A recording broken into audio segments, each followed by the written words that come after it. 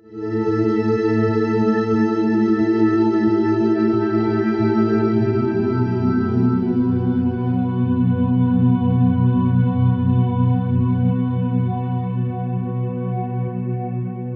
are Christian Jews no longer welcome in the synagogue? Welcome, and thank you for coming to the special Bible study. We are about to study the dual questions: what happened to the Pharisees and Sadducees, and why are Jewish Christians no longer welcome in the synagogue? Before we get started, I want you to know that following this presentation, you will see a bibliography of 34 reference sources to validate what I am about to say.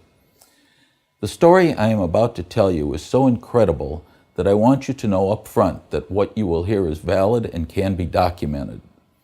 I haven't personally used each of these sources, but each of them will support my presentation. What I will attempt to do is tell you about 3 primary men and several secondary people, and try to explain the historical setting in which they operated. History is not just a listing of events. It is a story of the people who made things happen and the things that motivated them to act as they did. To understand these people, we have to understand the times in which they lived. To start our story, I want to remind you that before his death, Jesus had warned his followers that they would be persecuted in the synagogues and kicked out. In John chapter 16, verse 1, it is recorded, "These things have I spoken unto you, that you should not be offended. They shall put you out of the synagogues. Yea, the time cometh, that whosoever killeth you will think that he doeth God's service." Even during the life of Jesus, expulsion was a worry. In John 9:22, during the account of Jesus restoring sight to the blind man, it is recorded, "These words spake his parents, because they feared the Jews, for the Jews had agreed already that if any man did confess that he was Christ, he should be put out of the synagogue." Yet during the early days of the church, we find the Apostle Paul, in every city he visited, openly and freely going, first to the synagogues to teach about Jesus. In Acts 13:14 it is recorded, "But when they departed from Perga, they came to Antioch in Pisidia, and went into the synagogue on the Sabbath day." Acts 14:1 states, "And it came to pass in Iconium that they went both together into the synagogue of the Jews, and so spake that a great multitude both of the Jews and also of the Greeks believed." Acts 17:1 reports, "Now when they had passed through Amphipolis and Apollonia, they came to Thessalonica, where was a synagogue of the Jews, and Paul, as his manner was, went into them, and 3 Sabbath days reasoned with them out of the Scriptures." Acts 17:10 reports, "And the brethren immediately sent away Paul and Silas by night unto Berea, who coming thither went into the synagogue of the Jews." Acts 17:16 reports that the same thing happens when Paul visited Athens, and in Acts 18:4, he also visited the synagogues in Corinth, and in Acts 18:19 at Ephesus, he also went into the synagogues and reasoned with the Jews. In the early church period, all Jews were welcomed in the synagogues, and Jesus as the Messiah was openly discussed. Something happened between then and now because Jews who believe in Jesus are no longer welcomed in Jewish synagogues. How that happened is the purpose of our discussion tonight. What I will present is not the type of thing that is studied in school. Douglas Hare, in his book, The Theme of Jewish Persecution of Christians in the Gospel According to St. Matthew, on page 48 wrote, and I quote, "The Jewish practice of excommunication during the period under consideration is shrouded in mystery, despite all that has been written on the subject." We are going to unravel that mystery. To set the stage, we must also remember that Jesus was crucified around the year 30 to 33 AD, and that the Romans destroyed Jerusalem in 70 AD. What I will tell you is some stuff that has been attempted to be erased from history, some things that are not taught in schools. To get a proper understanding, we will have to understand what happened to the Pharisees and the Sadducees. You already know much about the Sadducees. They were a Jewish religious party that existed at the time of Jesus.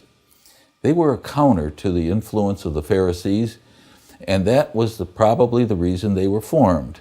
They began in the 1st century BC, taking their name from either Zadok, a priest during the reigns of Kings David and Solomon, or from the Zadokites, a family of priests. The Sadducees were composed of aristocrats. They didn't represent the common people. They were dominated by the priesthood and wealthy aristocrats, and they had great power. Most of the high priests were Sadducees.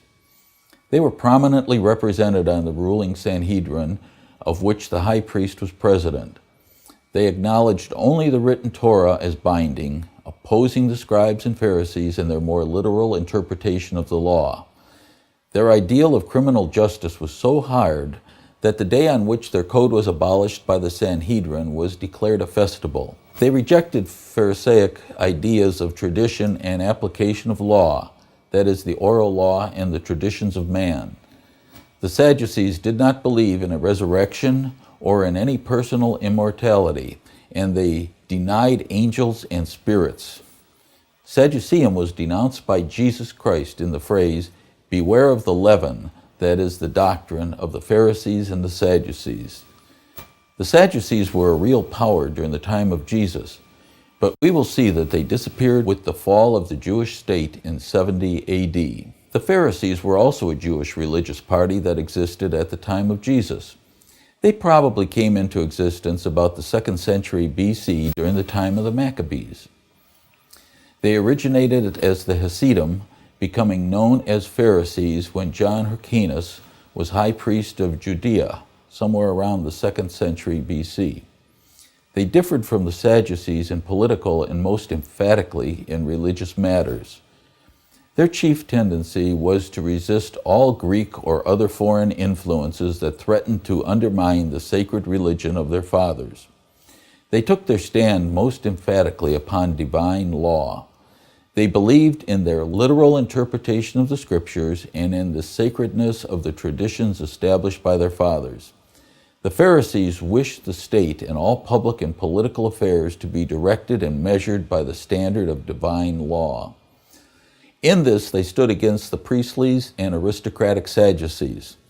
Their doctrine was of an ethical, spiritual, and sometimes mystical Judaism. As we shall see, they enabled Judaism and its religion to survive the destruction of the temple by the Romans in 70 AD, and they later became the dominant form of Judaism. Following the resurrection of Jesus, the believers in him still considered themselves Jews and still met in the synagogues to study the scriptures. They were generally accepted as ordinary members.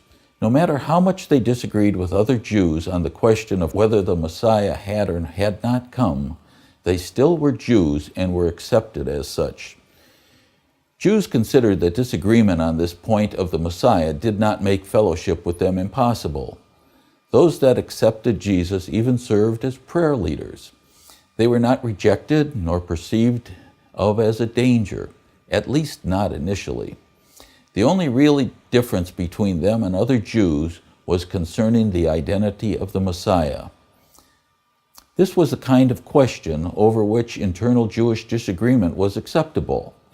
This was not much different than the disagreement a generation later between Rabbi Akiva and Rabbi Yohanan ben Torta concerning the messianic claims of Bar Kokhba.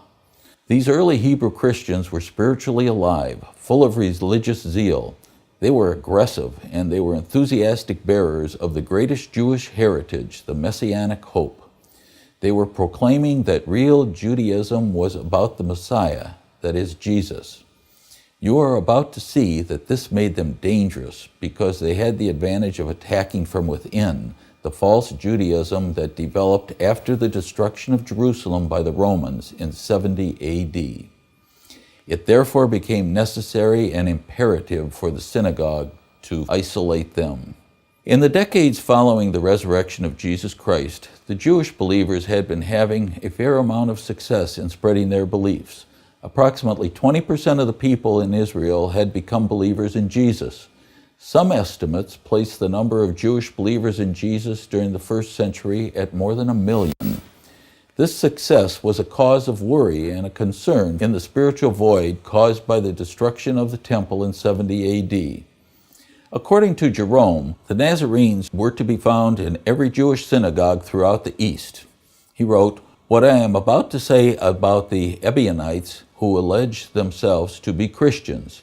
To this day the sect exists in all the synagogues of the Jews under the title of Minim. The Pharisees still curse it, and the people dub its adherents Nazarenes." Ebionites were Jewish Christians who retained much of Judaism in their beliefs. They existed from about 135 AD to the 5th century.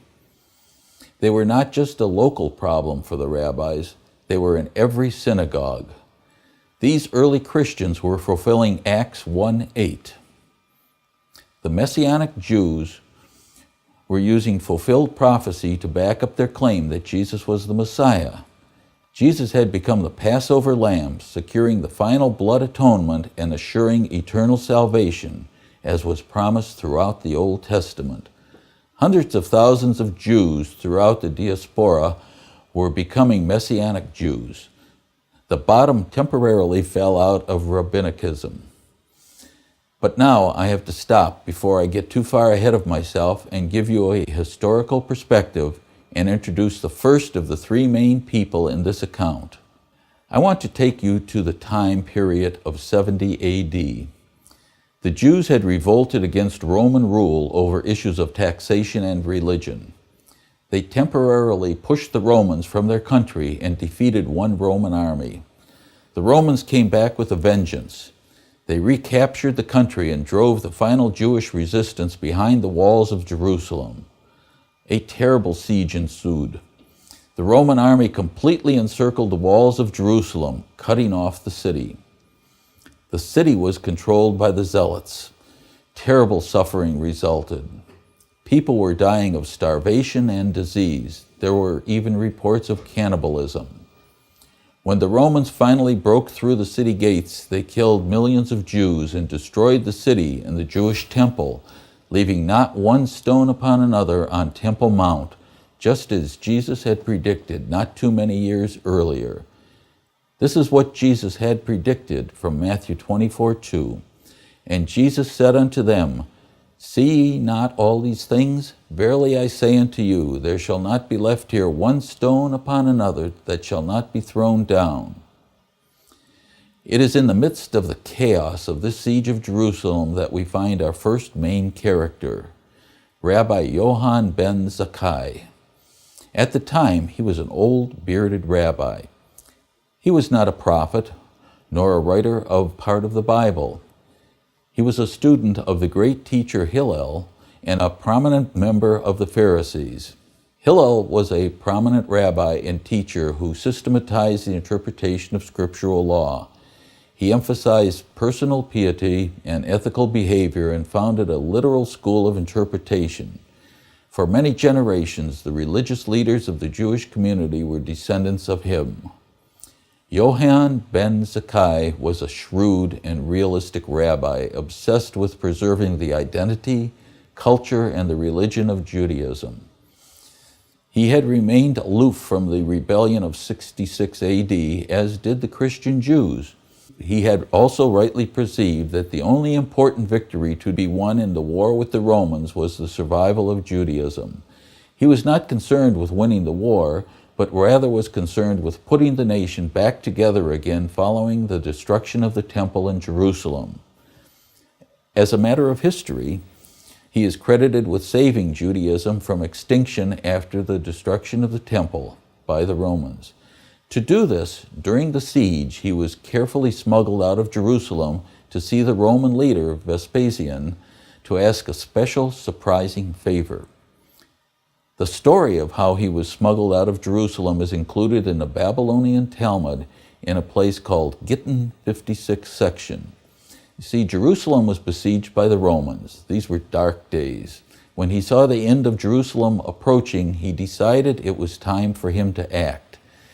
The keys to his plan were playing dead and making a fantastic guess, which he guised as a prophecy. People were dying by the thousands in Jerusalem of starvation and pestilence.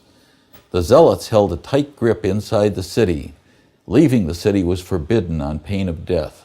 Suspected peace party members and those attempting to leave were thrown over the wall to their death. The Romans held a tight grip outside the city and captured or killed anyone who tried to slip out. To outwit the zealots, Johann ben Zakkai resorted to a ruse. He pretended to play dead and took a few of his disciples into his confidence.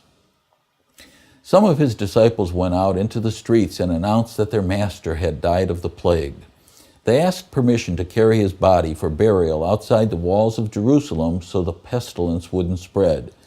This was dangerous since the suspicious zealots were on one side of the walls and the cruel Romans were on the other. With a great show of grief, clad in sackcloth and ashes, the disciples carried a sealed coffin out of Jerusalem with the live Johann ben Zakkai in it. They carried the coffin to the tent of Vespasian, the Roman general, where they opened the coffin and the rabbi stepped out. The rabbi spoke that he had a prophecy and a request. When the general indicated that he would listen, the rabbi boldly prophesied that Vespasian would soon be made emperor of Rome. He asked that when that happened, that Emperor Vespasian grant him and a few of his disciples permission to establish a small school of Jewish learning. Vespasian knew Rabbi Zakkai was a very influential man, whose goodwill would have a restraining effect upon the moderates among the Jews in and outside of Palestine.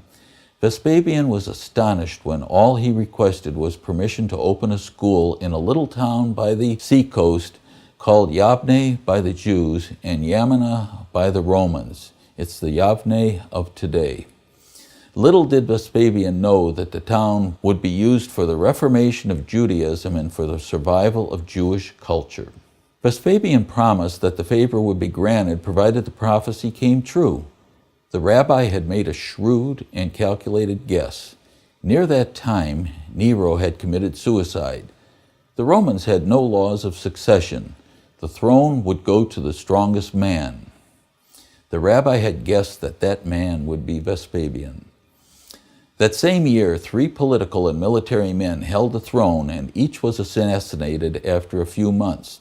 In the year 69 AD, the Roman Senate offered the throne to Vespasian. True to his word, Vespasian arranged safe passage for Johann and a small number of his disciples to Yavne. Yavne was and is a small coastal town in Israel north of Jerusalem near present-day Tel Aviv.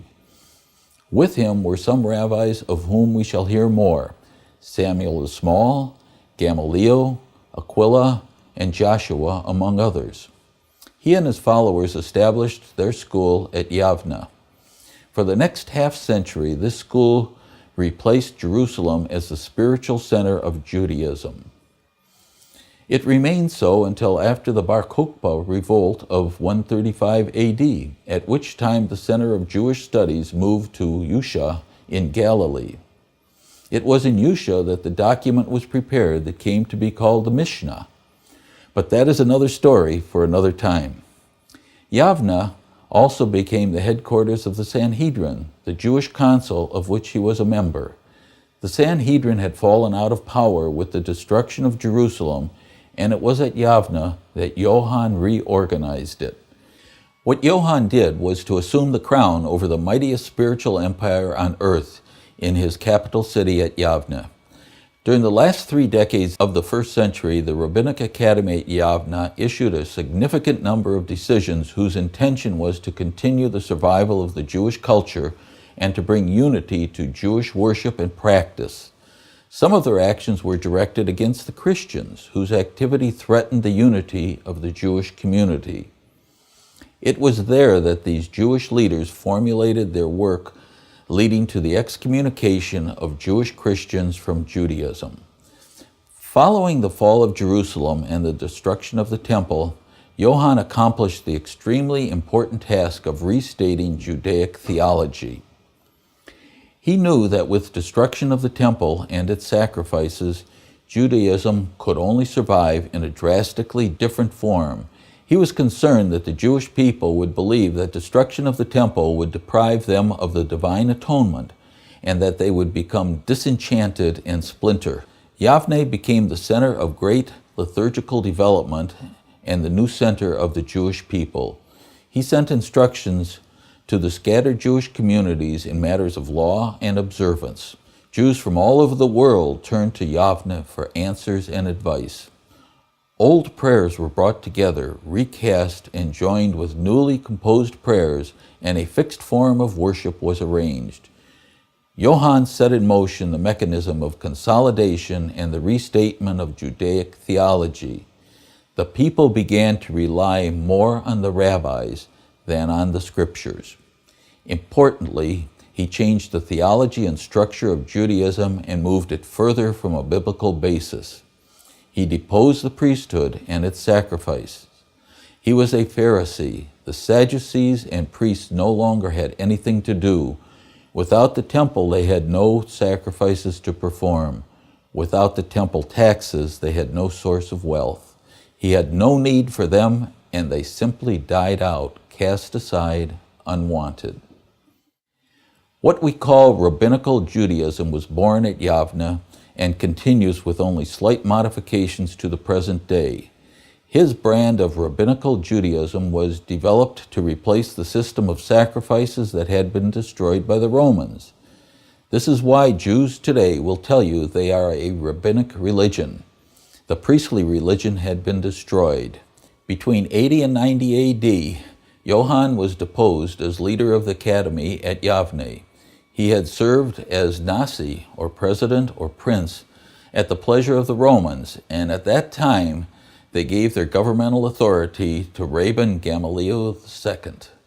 Rabban Johann ben Zakkai died somewhat after 80 A.D., and his tomb in Tiberias, Israel, can be visited today. In his last hours on his deathbed, he kept weeping out loud to his disciples, "I go rather to appear before the King of Kings, the Holy One.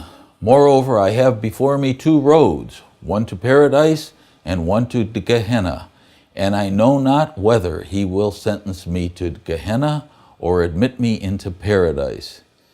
This question was from the dying leader of the Jews. He was a scholar and the chief and greatest reformer of what became modern Orthodox Judaism.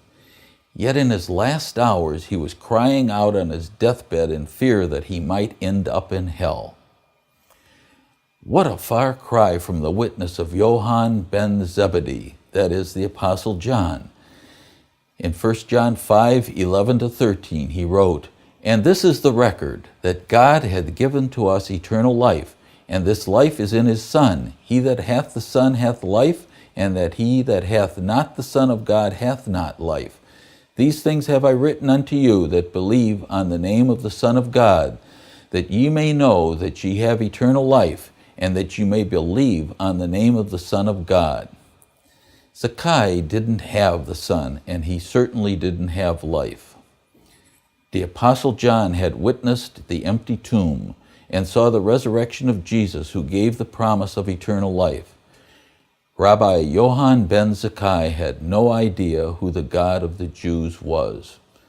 How can anyone follow a man who had no real security and knew himself to be groping in the dark? Jesus said, "If the blind lead the blind, both shall fall into the ditch." If Rabbi Johann ben Zakkai was not certain of his fate, what hope can there be for any Jew following him? Throughout the Yavne era, from immediately after the destruction of the temple until the revolt of Bar Kokhba, many steps were taken to influence the coherence of the nation under contemporary conditions.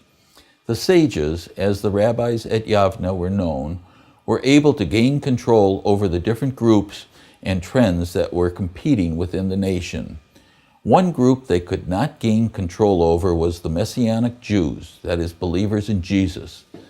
The rabbis at Yavne did not look with favor on the success of the Hebrew Christians because they believed they were inhibiting their ability to put the nation back together again. Judaism, in its quest for survival, thus became threatened by Christianity. So they devised a plan to sabotage the movement. This plan would widen the breach between the Jesus-believing and the non-believing Jews and make it impossible for the believers to worship in the synagogues. It would make the Jewish Christians feel unwelcome in the synagogue and cause them to leave. Jesus once said, "It is impossible but that offenses will come, but woe unto him through whom they come. It were better for him that a millstone were hanged about his neck and he cast into the sea than that he should offend one of these little ones." Decisive steps were taken at Yavne to cut off Messianism, that is Christianity.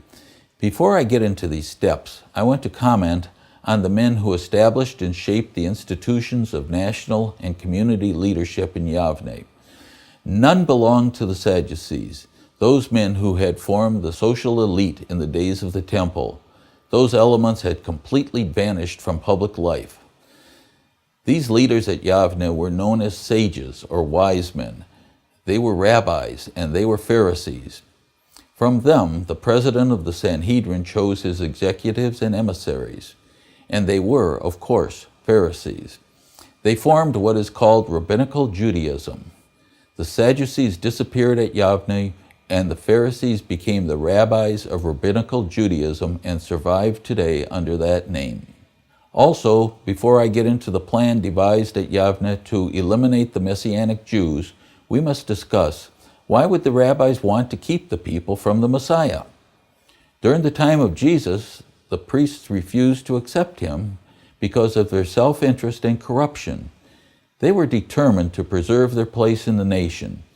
John 11:48 records their plot. "If we let him thus alone, all men will believe on him, and the Romans shall come and take away both our place and nation." Then they killed Jesus. A half-century later, the rabbis at Yavne also had self-interest. They decided that they had to save the Jews as a cultural group. This cultural salvation was more important than allowing the Messiah to save individual souls of people. The rabbis made a decision to save the body of cultural Jewish heritage, even at the expense of the Jewish souls. They were so afraid of assimilation and loss of identity that they created barriers against Jesus as Messiah. The barriers they erected were to separate the newly forged rabbinic Judaism from Jewish believers forever. These barriers were designed to sabotage the Jewish Messianic faith. This eventually led to a mainly non-Jewish, Gentile-controlled church. The Jewish people down through the centuries have been victims of a conspiracy perpetuated upon them by this small group of elitist rabbis who gathered at Yavne nearly 2,000 years ago. Modern rabbinical Judaism is a cultural institution made up of 4 sects: the Reformed, Conservative, Orthodox, and Hasidic. It serves to hold Jews together as a race and cultural religion. When compared to Messianic Judaism, it is seriously lacking because it is a religion with a spiritual void at its core. This is because the Messiah, the chief cornerstone of the faith, was cut out and tossed aside centuries ago.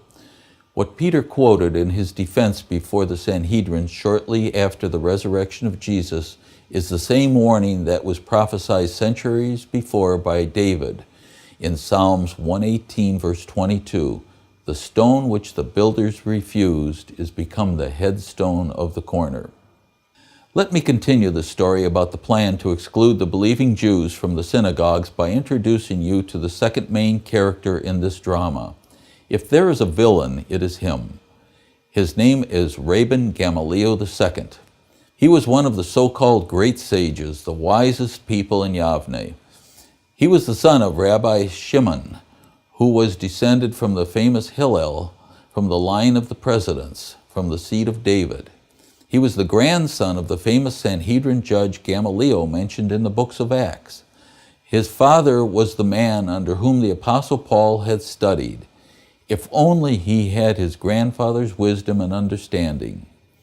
He escaped from Jerusalem before its destruction in 70 A.D. with Rabbi Yohan ben Zakkai. He worked in the academy at Yavne and became a rabban under the teaching of Rabbi Zakkai. Sometime between 80 and 90 AD, the Romans appointed him to replace Zacchaeus as president of the school at Yavne. As such, in addition to leading the academy, he participated in the central government. He was a powerful and very respected person. As I have mentioned, he had a great fear of assimilation by the pagan Gentiles, since they were so much more numerous than the Jews. He feared that since so many Jews were accepting Jesus as the Messiah, that they, along with millions of pagan Gentiles outside the synagogues, would have a strong bond in common. He reasoned that since the pagan Gentiles were not brought up to celebrate the Jewish tradition and holy days, the intermingling of Jews with these millions of non-Jews would bring about an assimilation. The Jews would forsake their Jewish heritage, religion, and identity. The loss of cultural heritage was greatly feared by these rabbis. I want to emphasize his fear that the Jews would be absorbed into the Gentile world and would lose their Jewish heritage and culture. The result would be extinction of the Jewish race. This fear, of course, has proven to be unfounded. Down through the centuries and even today, Jewish Christians have retained their culture and heritage. Jesus has shown them what Judaism is all about. If anything, he has drawn them closer to the real meaning of their heritage. Because of his fear of assimilation, Gamaliel soon began to move against the Christians. According to the Talmud, Gamaliel contrived and began a concerted effort to drive hundreds of thousands of Jews who believed in Jesus from the synagogue. He and a rabbi named Samuel the Lesser devised a prayer to detect and isolate Jews who believed in Jesus. This happened around 90 AD, probably between 90 and 100 AD. Messianic Jews at the time amounted to about 20% of the 1st and 2nd century synagogues. The rabbis felt that these Jews should be expelled to prevent them from sharing Jesus with unbelieving Jews who were attending the synagogues, so that no more would be converted, and so that rabbinical Judaism that was being developed would become dominant and unchallenged. He was continuing the work begun by Johann Zakkai to reconstruct Judaism into a new form, which denied many biblical doctrines previously taught and accepted as truly Jewish and scriptural within the formerly biblically based Jewish faith. His rabbinical school reformulated Judaism. His new mainstream Judaism, which continues today, is a tragedy for many who are kept from the wonderful world of the Messiah's assurance, joy, and hope. So it was Gamaliel who introduced the policy of exclusion and brought about the permanent fissure in Judaism between Rabbinic Judaism and Christianity. He made the critical decision to draw, as it were, a sharp line in the sand between the Rabbinic Jews and those members who believed that Jesus was the Messiah, but still wished to consider themselves Jews. In a sense, he was trying to kick out anyone who didn't totally accept his teaching and believe exactly as he told them to believe. There was to be no authority other than his teaching. There was to be no pluralism in Rabbinic Judaism. Since the Jewish Christians wouldn't leave, they would have to be cast out. He is the reason why Christian Jews are no longer welcomed in the synagogues. Gamaliel was a very smart person, and his plan was to force the Christian Jews to leave the synagogue by making them so uncomfortable that they could no longer stay and spread their beliefs. The primary tool in accomplishing his plan was to add a curse against the Christians to the daily prayers. He did this by adding something called the Birkat Ha Minim to the 18 benedictions that were recited daily in the synagogues. The purpose was to keep the minim out of the synagogue by making them very uncomfortable. What he did amounted to a vengeance unparalleled in religious bigotry. In effect, he declared in unequivocal terms that the Jewish Christians could no longer be considered part of the Jewish community nor of the Jewish people. Under the guise of rabbinic pacifism, there was to be no outward militancy and no force applied to excommunicate the Messianic Jews. He instead used trickery and guile, as well as the authority and power of his position, to have those who disagreed with him labeled as heretics. Then they would be uncomfortable and leave. According to an account reported in the Babylonian Talmud, at Yavne, when Simeon HaPakai, a cotton dealer, arranged the 18 benedictions in order before him, Rabban Gamaliel said to the sages, "Can anyone among you frame a benediction relating to the Minim?" Samuel the Lesser rose and composed it. Now Samuel the Lesser was a minor, but an important character in the drama I am trying to explain to you. He was also a rabbi, named Samuel HaKatan, or Samuel the Lesser, or Samuel the Small. He was a member of the Sanhedrin. He was the composer of the Birkat Ha Minim at Yavne at the request of Rabban Gamaliel II. What he did was rework one of the blessings recited daily in the synagogue so as to make it include a curse on such persons who believed that Jesus was God. He composed this text in the last quarter of the 1st century, sometimes about 90 AD.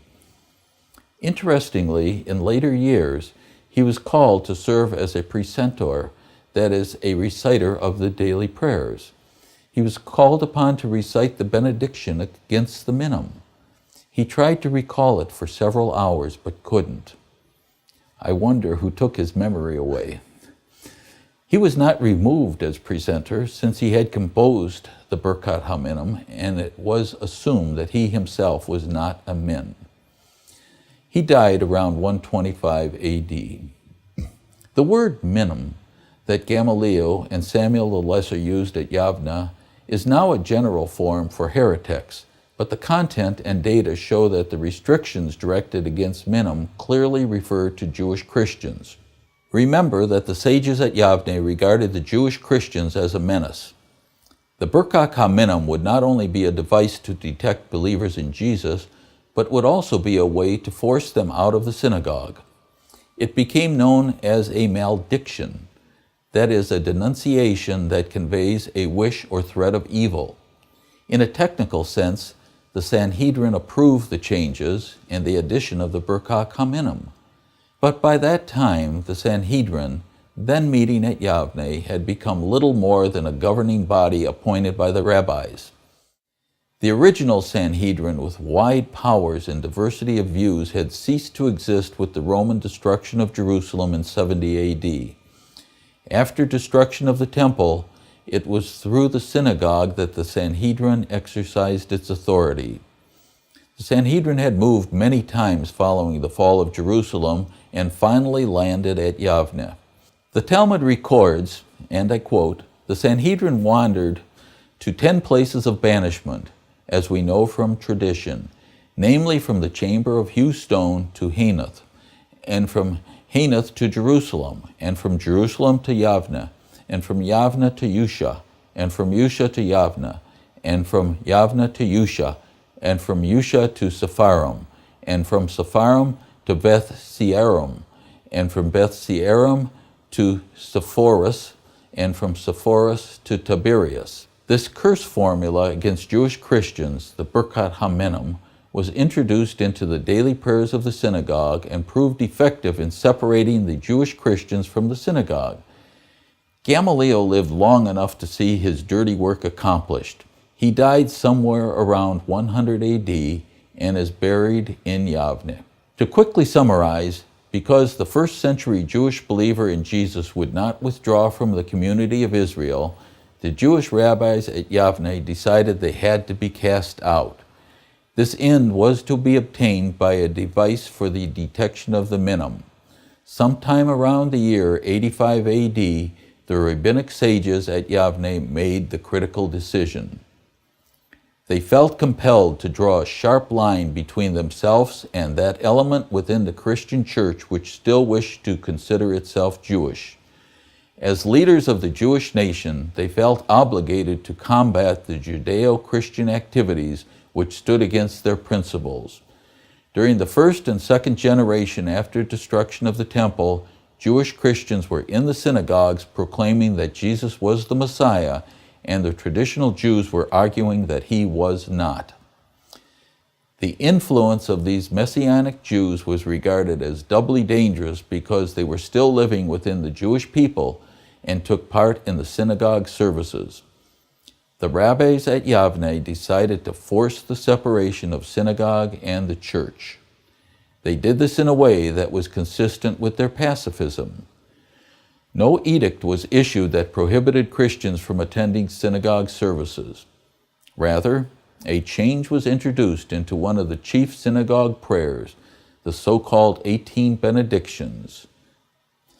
Every Jew had to recite them daily. The 12th benediction was altered to be a curse against Christians and other groups deemed to be heretics. The theory was that whenever this new version of the benediction was prayed, their Jewish Christian brethren could not in conscience participate. This Birkat Ha Minim prayer of hate was a device the rabbis continued to use during the first 3 centuries to chase the early Jewish believers in Jesus as the Messiah from the synagogue. Before that, some of the Judeo-Christians in Palestine lived a more or less peaceful life. They were not looked on with favor, but they were rarely disturbed, apart from the murder of James in 62 AD. So the final break between the Jewish Christians and the synagogue took place at this time. The Birkat Ha Minim was used as a tool to force believers in Jesus from the synagogues. The Jewish Christians worshiping in the synagogue, and known as the Nazarenes, who taught that Jesus was the Messiah, were forced to become a sect, equally repudiated by the rabbis and by the Gentile bishops. Now let's take a close look at this Birkat Ha Minim. The text was composed by Rabbi Samuel Hakatan at the Academy at Yavne at the request of Rabban Gamaliel II and was approved by the Sanhedrin in the last quarter of the 1st century. It was composed about 90 AD, not many years after the destruction of Jerusalem. It represents the official condemnation by the rabbis of Messianic Judaism, which was growing in their midst, and at the same time furnished a means of detection. It was so worded that Jewish Christians could not repeat it. It had no precedent in the synagogue. It was a new creation, entirely dictated by internal necessities. It became the 12th of the 18, now 19, benedictions. The effect of this point in the prayer was very ingenious. It was from then on impossible for someone who knew himself to be a Christian or who in any way deviated from normative Judaism to read the 18 benedictions aloud or to respond with an Amen. The intention was to make all Jews aware that the fact that the Minim were to be regarded as apostates and could no longer be called Jews. The effect of the prayer was to provide for a daily cursing of Christ in the synagogues. It prejudiced the Jews against Jesus of Nazareth. The result was that the Messianic Jews could not recite this benediction and were thus easily identified and excommunicated.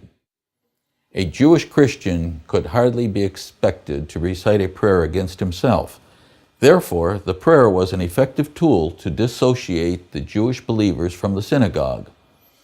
Birkat Ha Minim therefore acted as a total, definite expulsion without any trials and expulsion sentences, as the deviator was in this way thrust out of the Jewish community. In a sense, its main purpose was self-defense. Birkat Ha Minim stated, "May the apostates have no hope unless they return to thy Torah, and may the Nazarenes and the Minim disappear in a moment. May they be erased from the book of life and not be inscribed with the righteous." Another translation from towards the ends of the 1st century reads, "For apostates let there be no hope, and the kingdom of arrogance do thou speedily uproot in our days, and let Nazarenes and heretics perish as in a moment. Let them be blotted out of the book of life and not be enrolled with the righteous. Blessed art thou, O Lord, who humblest the arrogant." Before we go any further, let's examine the word minim and determine who they were. This is important because if you talk to Jews today, they will tell you that the minim were nothing more than slanderers. The Talmud uses the word minim frequently, always in the sense of sectarians, Jews whose religious beliefs and practices set them apart from the rest of the people. Basically, it meant apostates. Scholars hold that the term invariably refers to one or another kind of Jewish Christian. Minim is plural of min. It is an acronym coined by the early rabbis to identify Jews who accepted Jesus as Messiah. The acronym comes from the Hebrew. The M stands for the Hebrew word maimon, which means to believe. The I stands for the Hebrew word Yeshua, which means Jesus. And the N stands for the Hebrew word Nazareth, English Nazareth, which was the despised town in northern Israel where Jesus grew up. The M from minim simply makes the Hebrew word min plural. Taken together, min means believer in Jesus from the despised town of Nazareth. Minim is a group of believers in Jesus from the despised town of Nazareth. Minim was a way of identifying the believers in Jesus. The Nazarene in the Birkat Ha Minim comes from the Hebrew Natzrim. It was an early derogatory term meant to demean the followers of Jesus. Jesus was raised in Nazareth and was called Jesus of Nazareth. Nazareth had a Roman garrison and was thus despised by the Jews. It also was a tax collecting point. Matthew 2:23 says, "And he came and dwelt in a city called Nazareth, that it might be fulfilled which was spoken by the prophets, he shall be called a Nazarene."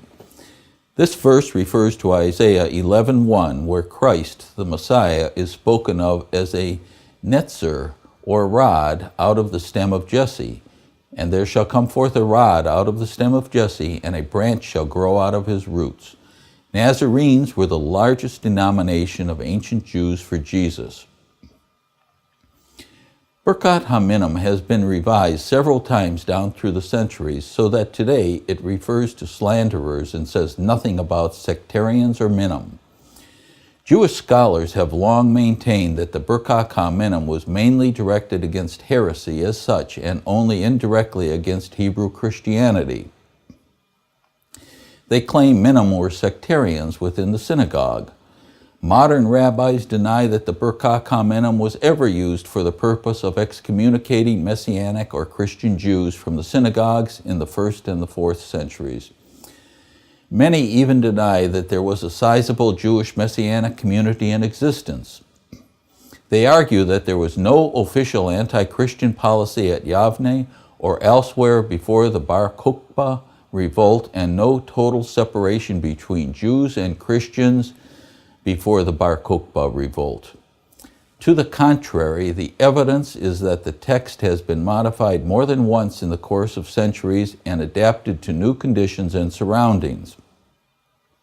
After the rabbis achieved their desired goal of splitting the Jews who believed in Jesus from those who did not, they changed the Birkat Ha Minim by removing the words Nazarene and Minim in an apparent attempt to cover up their plot to excommunicate the masses of Jews who believed in Jesus.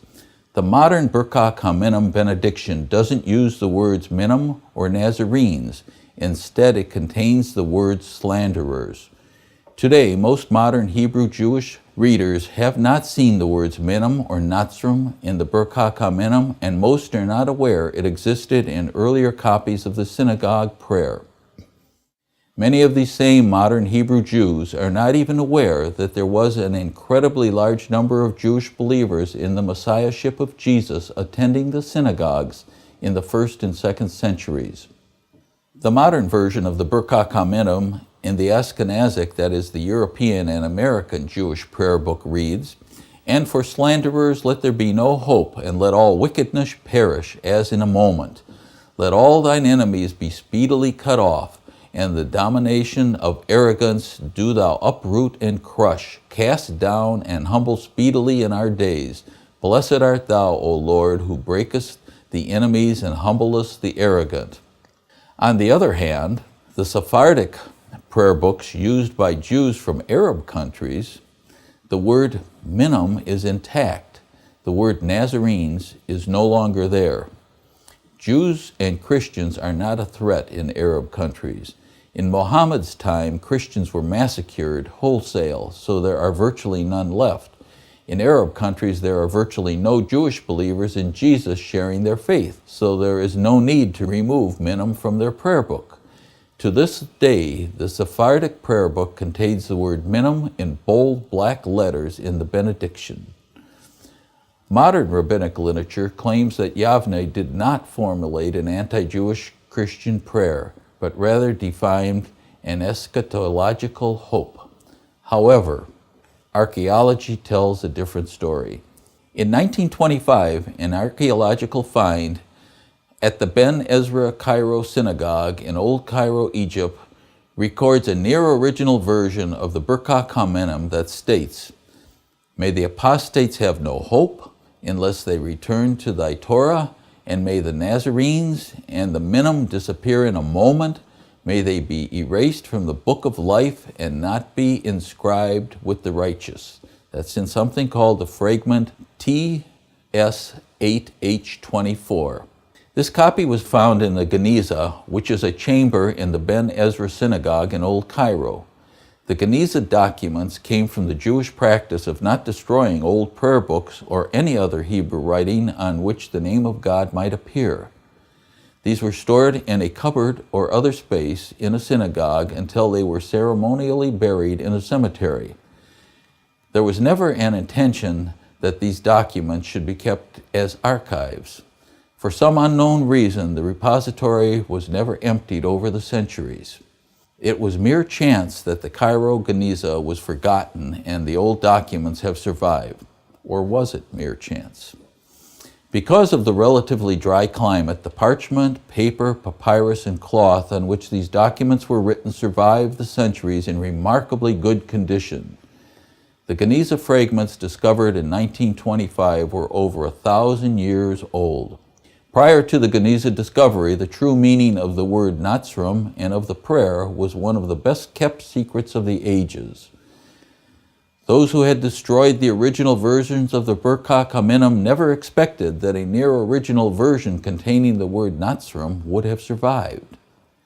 There was no intention that this document would ever have been left for 20th century eyes. There is almost no doubt that the version found is something very close to the original version as laid down in the days of Rabban Gamaliel. In this fragment, minim and Natsrim were synonymous and both refer to Jewish Christians. This find shows that the minim were really ancient Jewish Christians, contrary to present-day claims that the term referred only to apostates. This fragment also confirms that there was a sect of the Jews known as Nazarenes. This version of the Birkat Ha Minim calls down wrath upon Nazarenes and minim in a form that was very close to the original language drawn up in the days of Rabban Gamaliel. This archaeological find removes any doubt that the Birkat Ha Minim was directed at the minim and the Nazarenes, that is, at the Jewish Christians in the synagogue. There is also historical evidence that the Birkat Ha Minim was directed against Hebrew Christians. Justin Martyr, who lived in the late 1st and early 2nd centuries, was born in what is now Nablus in present-day West Bank and grew up in Samaria. He was an early Christian theologian and was martyred in Rome by the Emperor Marcus Aurelius. He wrote a generation after Jesus left the earth and within 2 decades of the Bar Kokhba revolt. Around 150 AD, he wrote, "You Jews pronounce maledictions on the Christians in your synagogues." He further wrote, "Cursing in your synagogues them that believe in Christ, as the rulers of your synagogues teach you after the prayer." Origen, another Christian leader, was born in Alexandria, Egypt, where he converted to Christianity, was a student of Clement, and taught for 28 years. He lived for a while in Jerusalem. He was eventually persecuted, imprisoned, and tortured by the Romans, dying of his injuries. In his writing, he accused Jews of blaspheming and cursing Jesus. He wrote, "Enter the synagogues of the Jews and see Jesus flagellated by those with the language of blasphemy."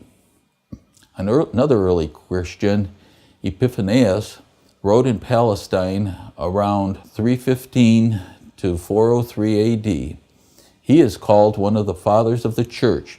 He wrote that the Jews denounced the Nazarenes in their prayers 3 times a day. He was writing, of course, of the Jewish Christians. Speaking of the Nazarenes, a Judaizing Christian sect, he wrote, and I quote, "The people also stand up in the morning, at noon, and in the evening, 3 times a day, and they pronounce curses and maledictions over them when they say their prayers in the synagogue. 3 times a day they say, 'May God curse the Nazarenes.'" Jerome, another famous father of the church who was born in what is now Croatia, lived in the 4th to 5th centuries. He was a famous Christian and a prolific writer. He is known for his translation of the Bible into the Latin, the Vulgate translation. He wrote that there was a sect of Jews called Minim, also known as Nazarenes. In his commentary on Isaiah chapter 52, verse 4, he stated that the Jews denounced the Nazarenes, that is, the Jewish Christians, in their prayers 3 times a day. The Jews anathematized 3 times daily in their synagogues the name of Christian, disguising it under the name of the Nazarene.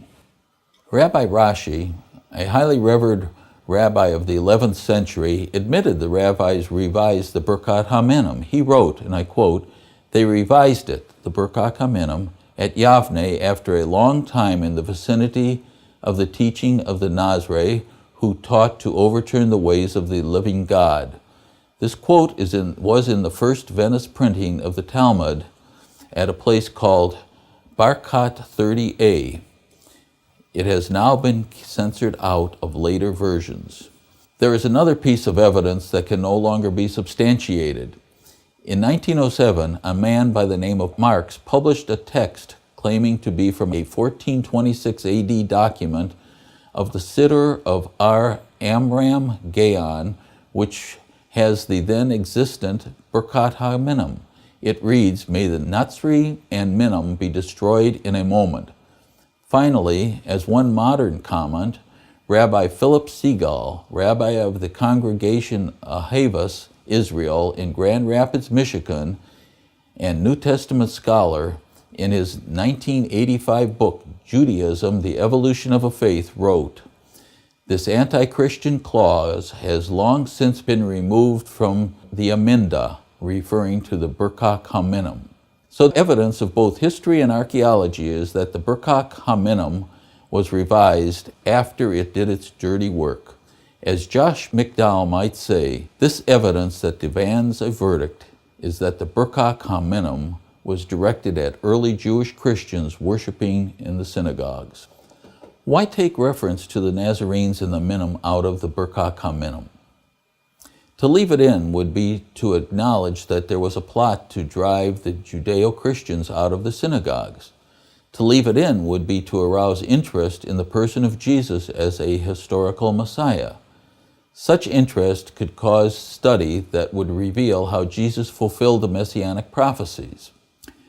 By the end of the 1st century, the rabbis at Yavne had sent emissaries and letters with copies of the Birkat Ha Minim to virtually every synagogue in the world. Their intention was to drive out those Jews who believed in the Messiah from all the synagogues. This was part of their plot to eliminate Messianic Jews from the synagogue. These emissaries, with their letters, warned all of the synagogues not to have any dealings with Christians under authority of the Jewish Patriarch of Palestine. Justin Martyr wrote about this. "You appointed chosen men and sent them into all the civilized world, proclaiming that a certain godless and lawless sect has been raised by one Jesus of Galilee, a deceiver whom we crucified." The rabbis at Yavne called these emissaries shalichim, that is, apostles, to counter the influence of the Christian apostles. According to historical sources, these false apostles reached Jewish communities throughout the world, penetrating to Jewish communities throughout the Roman Empire and into Media and southern Arabia. Jewish communities considered it a privilege to act as host for them, just as the Christian communities considered it a privilege to host the Christian apostles. This approach was not without precedent, as the Apostle Paul was converted while on a mission from the high priest to the Jewish community in Damascus. The letter which they carried, and is claimed to have been written by Rabban Gamaliel, has not survived.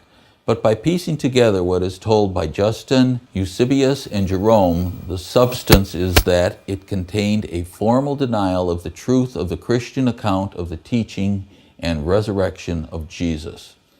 This was a definitive denial of the resurrection of Jesus, a denial which the Sanhedrin could not make in Jerusalem during the early trials of Peter, as recorded in Acts chapters 4 and 5, because the whole of the people knew the resurrection to be true from first-hand witness or account. 60 years later, that generation of people had died out. So in this manner, Christian Jews were driven out of the synagogues, and still today they are no longer welcome. The sages at Yavne also took other actions to thwart the influence of these Messianic Jews. The Septuagint, the translation of the Hebrew Scriptures, which the Jews had made into Greek 2 centuries earlier, was set aside by the Jews because it was being used by the Greek converts to Christianity as well as the Jewish believers. The Septuagint was the older Greek version of the Old Testament. It had originally been produced by Jews for Jews. It was a translation of the Hebrew Scriptures into Greek. It was done about 250 years before Christ by 70 Hebrew scholars and rabbis. At the time, they were trying to reach out to those portions of Israel Jewry and Jews in the diaspora who could not read Hebrew. It was originally regarded with a reverence scarcely less than that which belonged to the original Hebrew text. It was the translation used by Jewish Christians to spread the Messianic message among traditional Jews who didn't speak Hebrew. This Greek Bible was held in high esteem until the time of Aquila, about 120 years AD. A new translation was begun by Aquila of Pontus. Aquila of Pontus is the third of the major players in the drama I am describing. He was a Gentile, born a Roman aristocrat. Epiphanius records that he was a relative of the Emperor Hadrian. After witnessing various miraculous healings by Christians, he converted to Christianity at Jerusalem, where he was baptized. However, he was unable to stop his practice of astrology and calculated horoscopes every day, which was strictly forbidden by both the Old and the New Testaments. After being warned, he was excommunicated. Horrified by his treatment and motivated by revenge, he enrolled as a Jewish proselyte and was circumcised. He became one of the most anti-Christian rabbis of his day. He devoted himself to the study of the Hebrew language. He became a pupil of Rabban Gamaliel. He accompanied him on his travels. The major thing he did was to prepare a new translation of the Scriptures into Greek at Yavne. His translation became the authorized version of the synagogue and was done about 120 AD. It was a deliberately fraudulent translation of the Old Testament in an effort to aid the rabbis in their attempt to split the Jews and Messianic Jews. He worked to remove Christian evidences from the Scriptures. He did this under the supervision of the leading scholars who greatly admired his work. He worked under the direction of Akiva with rabbis Eleazar and Joshua. Rabbi Akiva ben Joseph is an important person but a secondary player in the story I am relating. However, he did have a strong influence on Aquila. Akiva was a strongly anti-Christian rabbi of the 2nd century. He promoted that Christian Jews should be tortured if they did not recant and turn from Jesus. Under his leadership, a standard form of the consonantal Hebrew text of the Old Testament was fixed. The later system of vowel signs belongs to the 8th and 9th centuries. He is the rabbi who proclaimed Simon Bar Kokhba the Messiah and encouraged the revolt that was so disastrous to the Jews in 135 AD. This movement was the final exile or dispersal of the Jews from their homeland, and they did not again have a state governed by themselves until the establishment of Israel until 1948. He is buried in Tiberias, Israel. Aquila's stated aim was to give a literal translation closely related to the Masoretic text. Modern-day scholars aren't impressed. The present-day The Jewish Encyclopedia states, and I quote, "Aquila's renderings of the Hebrew tenses are often most inadequate." Modern-day writer Joseph Ryder states, its Greek vocabulary and grammatical forms being often uncouth and barbaric. Jacob Jacques, in his 1949 book, The Jewish People and Jesus Christ, says that its significance lies in that it provided a separate Greek version authorized by the synagogue, while the Septuagint became the official Bible of the Christians. His objective was to give a new rendering to the passages on which the Christians principally relied in witnessing to the Jews. His motives were quite clear. He was contemplating revenge on the Christian community which had rejected him. His new translation differed only in the messianic prophecies. His plan was to retranslate the messianic prophecies that were fulfilled by Jesus. These prophecies were made thousands of years prior by Hebrew prophets and were translated into Greek more than 250 years before Christ in the Septuagint. He considered the messianic prophecies particularly dangerous as many of the traditional Jews were studying them and becoming converted. For his work, he is mentioned in the Talmud with honor. Not only the text, but the interpretation of the scripture also had to be fixed in order that an authoritative explanation might be provided of those scriptures which Christians were continually invoking to support their claim that Jesus was the Messiah and Son of God. In some cases, interpretations which had previously been perfectly admissible were now banned because they lent themselves too readily to Christian propaganda. Rabbis of this period carefully excluded the messianic explanations favored by Christians. The result is that the Hebrew Christians and traditional Jews would now have different translations of the scriptures. Many of the expressions in the Septuagint might almost have been providentially framed with a view to Christian propaganda. The Septuagint was adopted as the inspired Bible by the Church and was abandoned to Christians who accepted it as sacred. It is freely quoted in the New Testament. It became objectionable to Jewish sentiment because of the use made of messianic passages by Jewish Christians to win converts of traditional Jews.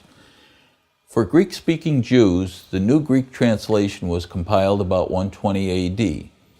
This New Greek translation of the Scriptures was one of the great works undertaken at Yavne. Done by Aquila, a Roman aristocrat, it represented as closely as possible the text and interpretation of the Hebrew Scriptures established by Akiva and his colleagues. It was a deliberately fraudulent translation of the Old Testament to counter the efforts of the Messianic Jews who were using the Septuagint as Scripture to prove that Jesus was the Messiah. Aquila wanted to create a barrier between Christian witnesses and traditional Jews. He deliberately changed the wording of the Messianic prophecies. The new translation changed the wording of the Messianic prophecies to provide a barrier to Christian interpretations. A favorite passage of the Messianic Jews to show that Jesus fulfilled the prophecy was Isaiah 7:14. A virgin shall conceive and bear a son and call his name Emmanuel.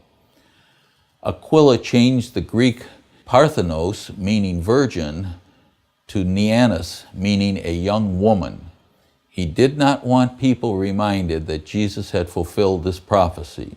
When the New Testament recorded that Jesus was a virgin birth, the Jews sought to deny it. Aquila's version remains in the New Jewish Version recently published in America. Epiphanius and Irenaeus, contemporaries, wrote about 200 A.D. that Aquila made his changes solely to counter the Christians' use of the Old Testament scripture. Another favorite passage of Christian Jews was Daniel 9:26, which talked of the coming Messiah. Aquila changed the Greek word Christos, Hebrew Messiah, to elementos, a responsible person. Aquila removed any reference to the Greek word Christos, which meant anointed and was equivalent to the Hebrew Messiah of the same meaning. This was because in the New Testament, Christos was used as a personal name for Jesus as Messiah. The result was that when a Christian Jew would witness to a traditional Jew and show him that Jesus fulfilled the Hebrew scripture by being born a virgin, the traditional Jew would respond that that was not what his Bible said. This dealt a terrible blow to the understanding of messianic biblical truths, since there was no longer a common scripture basis for reading and discussing truths. The rabbis at Yavne succeeded in spreading this faulty translation of the Old Testament throughout the entire diaspora to Jews everywhere in the Greek-speaking world. It remained in use until Greek no longer was the prominent language of the people of the world. So the Christian Jews had lost their place in the synagogue, and now they had lost their means of witness. What became of the exiled Jewish believers in Jesus? They continued to exist most of the first millennium, but did not have an easy existence. They frequently suffered from persecution and were at times even forced to live an underground existence. They were considered aliens by both the Jews and by the Gentile Christian Church, principally the Roman Catholic Church, who tried to force them to abandon their form of worship and their Jewishness. The Sanhedrin at Yavne even occupied itself with the question of whether the Jewish Christians should even be considered as Jews at all. The Jewish Christian writings were condemned and were put on a par with the books of magic. Even to enter into any business relationship with them was strictly forbidden, and they were to be socially ostracized. Jewish people were told not to sell to Jewish believers or take anything from them or teach them or anything else. It was forbidden to receive any of the magical cures which Christians still performed. They were effectively shut out from the Jewish community, and they were not part of the Gentile church. They were believers without a place of welcome. We have to stop our story here, or we will never be done. The effect of the work done by the Jewish rabbis at Yavne, especially the introduction of the Birkat Ha Minim, was to force the Jewish Christians to leave the synagogues. They were repudiated by the rabbis, were decreed to be heretics, and were no longer welcome. Without any formal decisions or trials, the Christian Jews were ostracized and effectively expelled from the Jewish community. For the same reasons, Christian Jews still are not welcome in the synagogues in the times in which we live. The Birkat Ha Minim has done its dirty work. Today, Jewish Christians, such as the Jews for Jesus movement, maintain that they are more Jewish than rabbinic Jews in their understanding of the meanings of their traditions and their faith, because they believe in the Jewish Messiah. They claim that they are the only truly fulfilled Jews. The Messianic Jews could be cast out of the synagogue, but they could not be prevented from founding Messianic synagogues, which aroused interest among the Jewish community. But that also is a story for another time. Let me close with a quote from Isaiah 66:5, written more than 700 years before the events at Yavne, and then let me paraphrase it with no intention to change its meaning, just to reflect the events we have just studied. Quote is, "Hear the word of the Lord, ye that tremble at his word, your brethren that hated you, that cast you out for my name's sake, said, Let the Lord be glorified, but he shall appear to your joy, and they shall be ashamed." Now let me paraphrase this. Hear the word of the Lord, ye Jewish Christians that tremble at his word, your brethren, the rabbinical sages of Yavne, that hated you, that cast you out of the synagogue for my name's sake, said, Let the Lord be glorified, but he, the Messiah Jesus, shall appear at his second coming to your joy, and they, the sages, shall be ashamed of themselves. Thank you.